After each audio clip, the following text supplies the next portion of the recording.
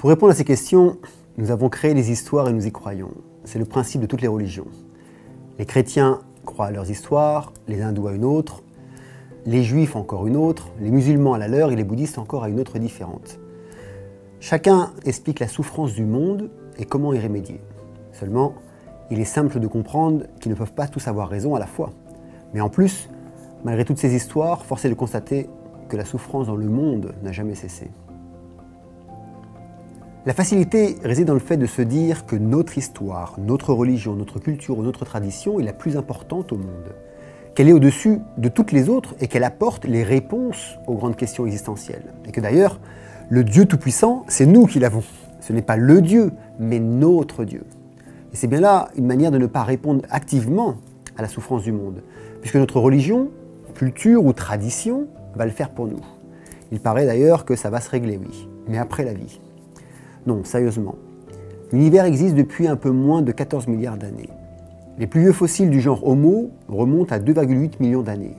Et l'Homo sapiens serait apparu il y a environ 200 000 ans. Donc comment l'histoire d'un peuple et de leur religion, vivant sur la planète Terre, perdue au milieu d'environ 250 milliards d'étoiles et de centaines de milliers de galaxies, pourrait avoir la réponse à tout?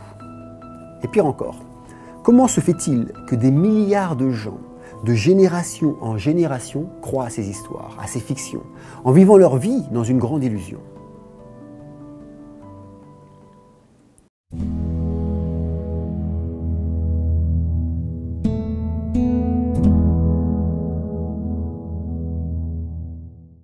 Lorsqu'on est jeune et adolescent, on vit dans la fiction que notre milieu familial a créée pour nous.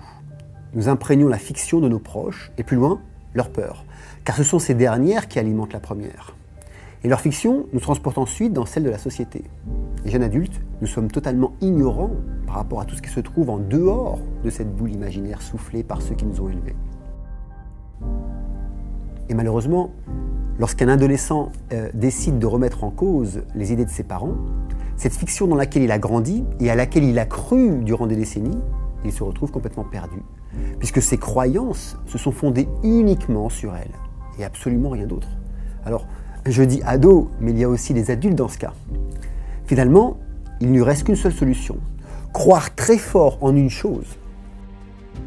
Quand on croit en quelque chose, cela veut dire que pour nous, c'est vrai.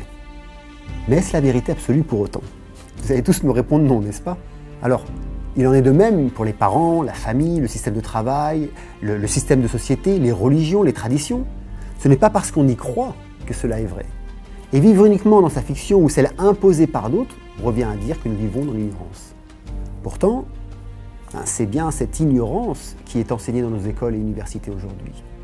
Une ignorance où j'essaie moi-même de sortir mes propres enfants. Mais ils sont désormais trop pris dans leur propre fiction, trop insérés dans le système, qu'ils deviennent ignorants du monde réel, de la grandeur des possibles. De même, nous avançons tous ainsi car nous avons besoin d'un désir réel de réponse à nos questions. Pour ne plus vivre dans l'ignorance, il faut devenir déraisonnable et retourner tout système, toute croyance auquel nous sommes attachés. En acceptant de s'y confronter, on ouvre une porte des possibles.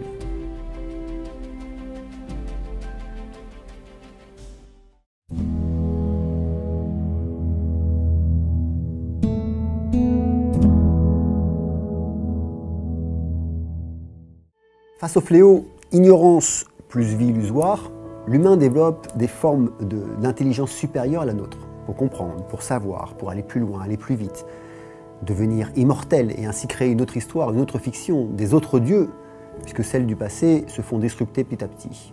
Rien ni personne n'y échappera à cette course contre l'IA.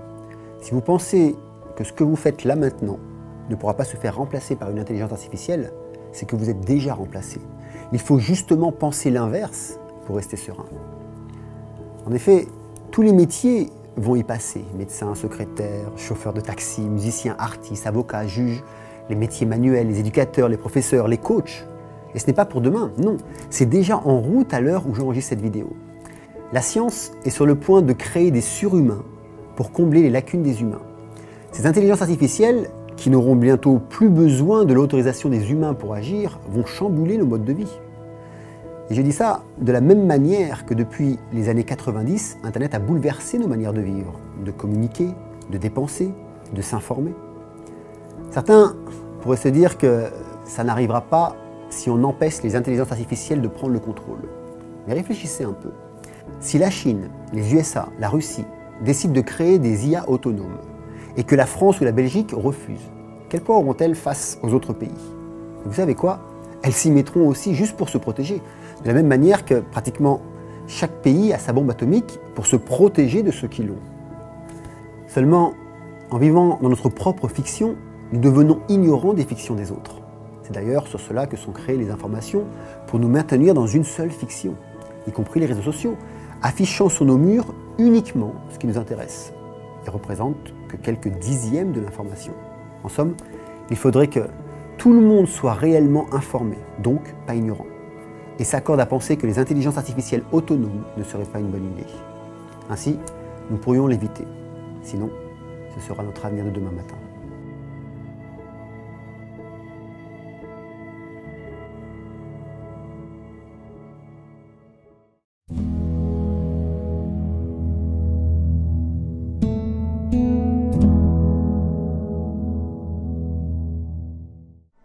Il y a une différence entre conscience et intelligence.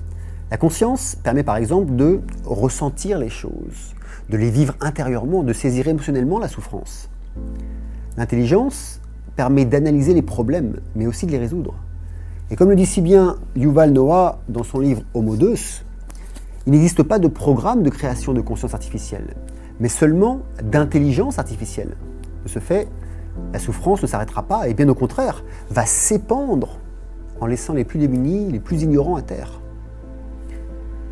Une souffrance de perdition humaine pointe devant nos yeux, en même temps qu'une augmentation de classes d'élites, qui deviendront les nouveaux dieux, les nouvelles religions.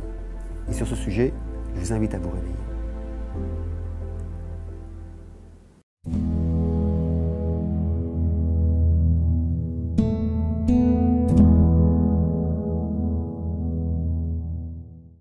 Je n'en sais rien. Cependant, je dirais intuitivement maintenant oui. Mais dans 10 ans, 20 ans, 30 ans maximum, il sera trop tard. Le capitalisme, le nationalisme, la crise financière ne sont que des aiguilles dans une botte de foin face à ce danger imminent. Les GAFA de Google, Amazon, Facebook et Apple l'ont bien compris et investissent des milliards au développement d'intelligence artificielle de plus en plus performant. Car qui contrôlera l'information contrôlera l'ignorance, donc nous contrôlera.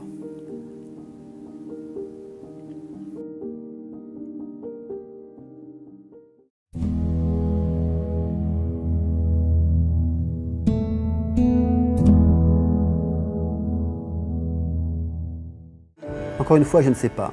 Cependant, l'histoire a maintes fois montré que nous avons su nous arrêter à temps en ce qui concernait certaines guerres ou l'usage de la violence. Mais il reste un bémol, les pouvoirs politiques construits sur une fiction oligarchique ancestrale, qui aujourd'hui décident encore de laisser leur peuple mourir de faim, alors qu'à notre époque, nous mourrons plus de trop manger que de famine.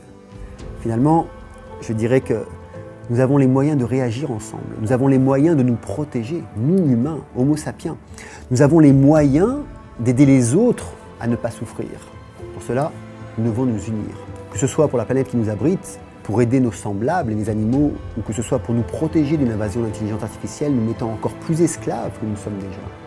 Nous devons élever nos consciences à un plus d'amour universel, de compassion, d'empathie, et surtout de ne plus croire aux fictions qui nous ont été imposées depuis notre enfance. Nous devons reconstruire un nouveau monde. Il ne se fera pas chacun dans son coin. Si nous ne décidons pas, nous, humains, d'autres décideront autre chose à notre place, et nous en deviendrons les servants. Pensez-y.